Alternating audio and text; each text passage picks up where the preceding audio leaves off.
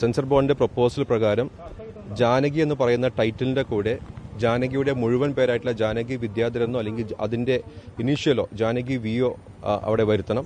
അതേപോലെ തന്നെ ജാനകി എന്ന് പറയുന്ന കോടതി രംഗത്തുള്ള ഒരു ഡയലോഗ് മ്യൂട്ട് ചെയ്യുകയോ മാറ്റുകയോ ചെയ്യണമെന്നുള്ളതായിരുന്നു അവരുടെ ആവശ്യം. ഞാനത് സിനിമയുടെ പ്രവർത്തകരുമായിട്ട് പ്രൊഡ്യൂസറും ഡയറക്ടറും എല്ലാം ഇവിടെയുണ്ട്. അവരായിട്ട് ചർച്ച ചെയ്തു. അവർക്ക് അതിനകത്ത് എന്താണ് ബുദ്ധിമുട്ടെന്നുള്ളത് ചോദിച്ചറിഞ്ഞു. അപ്പോൾ മെയിൻ ബുദ്ധിമുട്ട് വന്നത് ടൈറ്റിൽ മാറ്റുക എന്നുള്ളത് ചെറിയൊരു ബുദ്ധിമുട്ട് തന്നെയാണ്. കാരണം ഈ ജാനകി എന്ന് പറയുന്ന ടൈറ്റിലാണ് ഈ സിനിമയുടെ എല്ലാ രീതിയിലുള്ള പ്രൊമോഷണൽ ആക്ടിവിറ്റീസും നടത്തിക്കൊണ്ടിരുന്നത്. അപ്പോൾ ഈ സമയത്ത് അത് മാറ്റുക എന്ന് പറയുന്നത് അത് സാങ്കേതികമായിട്ടുള്ള ബുദ്ധിമുട്ടുകളുണ്ട്, മാത്രമല്ല സാമ്പത്തികമായിട്ടുള്ള ബുദ്ധിമുട്ടുകളുണ്ട്. അപ്പോൾ അത് ചർച്ച ചെയ്തു. അത് 1:45 കോടതിയിൽ കേസ് വന്നപ്പോൾ ആ ടൈറ്റിൽ മാറ്റുന്നതിനെ കുറിച്ചിട്ടുള്ള ബുദ്ധിമുട്ടുകൾ കോടതിയുടെ അടുത്ത് പറഞ്ഞു.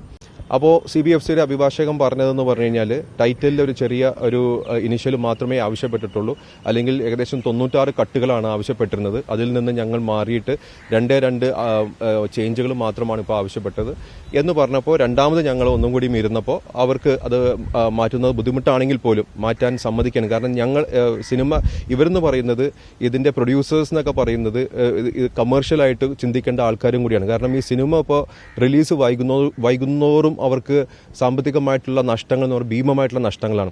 ഇപ്പോൾ OTTയിലും ഇവർ ഒരു കരാർ ഏർപ്പെട്ടിട്ടുണ്ട്. ആ OTT കരാറും ഏകദേശം ഒരു ലംഘിക്കുന്ന ഒരു അതിർവരമ്പിലാണ് ഇപ്പോൾ ഉള്ളത്. അപ്പോൾ ഇതെല്ലാം ലംഘിക്കപ്പെട്ട് കഴിഞ്ഞാൽ OTT കരാറും പോയി കഴിഞ്ഞാൽ പിന്നെ സിനിമയുടെ സാമ്പത്തിക ലാഭം എന്ന് പറയുന്നത് അത് വലിയൊരു പ്രതിസന്ധിയിലേക്ക് പോകും. അപ്പോൾ അവരൊരു കമേഴ്ഷ്യൽ കോൾ എടുത്തതാണ്. അതായത് ഇതിന്റെ ക്രൂ, അതിന്റെ ഈ സിനിമയുടെ പ്രൊഡക്ഷൻ ടീമും ഡയറക്ടറും എല്ലാം കൂടി ഒരു കമേഴ്ഷ്യൽ കോൾ എടുത്തതാണ്. നമ്മളിപ്പോൾ കേസുമായിട്ട് മുന്നോട്ട് പോയി കഴിഞ്ഞാൽ നമുക്കറിയാം ഇത് 100% വിജയിക്കുന്ന ഒരു കേസാണെന്ന് തന്നെ അറിയാം. പക്ഷേ നമ്മളുടെ ഒരു സിസ്റ്റം എന്ന് പറയുന്നത് ഇവിടെ നമ്മൾ വിജയിച്ചു കഴിഞ്ഞാലും അപ്പീൽ പോകാനുള്ള സ്വാതന്ത്ര്യം ഇരു കക്ഷികൾക്കുമുണ്ട്. അപ്പോൾ സിനിമയുടെ റിലീസായിരിക്കും വൈകുന്നത്.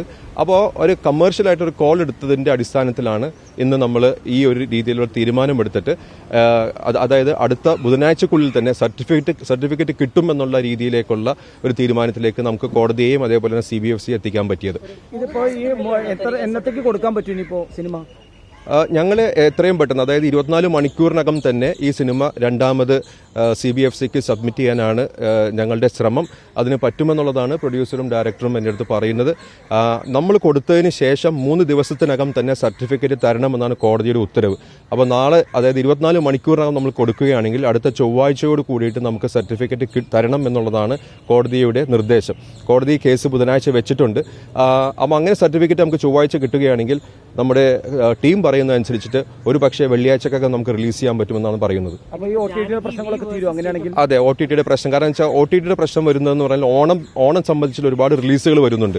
അപ്പോൾ ആ ഓണം റിലീസുകളും ഇതും തമ്മിൽ ക്ലാഷ് ആയി കഴിഞ്ഞാൽ നമ്മളുടെ കരാറിലെ വലിയ രീതിയിലുള്ള ബുദ്ധിമുട്ടുണ്ടാകും. അപ്പോൾ അതിന് മുമ്പ് തന്നെ റിലീസ് ആയി കഴിഞ്ഞാൽ നമുക്ക് OTTയുടെ പ്രശ്നങ്ങളും പരിഹരിക്കാൻ പറ്റും. പുതിയ പേര് വരാൻ പോകുന്നത് 2 സ്ഥലങ്ങളിൽ, ഒരു സ്ഥലത്ത് 3 സെക്കൻഡുള്ള ഒരു സീനിൽ ഒരു ജാനകി എന്ന് പറയുന്നതും പിന്നെ ഒരു 1.5 മിനിറ്റ് ഉള്ള സീനിൽ ജാനകി എന്ന് വരുന്നതുമാണ് മ്യൂട്ട് ചെയ്യേണ്ടതോ അല്ലെങ്കിൽ മാറ്റേണ്ടത്. Janaki V versus state of Kerala എന്നാണ് ഇനി പുതിയ പേര് വരാം. മറ്റു മാറ്റങ്ങളൊന്നുമില്ല. 96 കട്ടുകളാണ് നേരത്തെ പറഞ്ഞിരുന്നത്. അതെല്ലാം മാറി ഇപ്പോൾ ഇതിനകത്തേക്ക് വന്നിരിക്കുകയാണ്.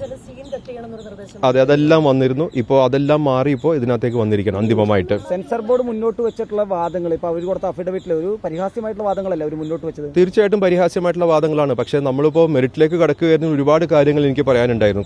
കോടതിയിൽ തന്നെ ഒരുപാട് കാര്യങ്ങൾ പറയാനുണ്ടായിരുന്നു. പക്ഷേ മെറിറ്റിലേക്ക് കടക്കാത്തത് കാരണം പിന്നെ അതിനകത്തേക്ക് പോകേണ്ട ഒരു ആവശ്യമില്ലാത്ത കാരണം അതൊന്നും നമ്മൾ ബാധിച്ചില്ലെന്ന് മാത്രം.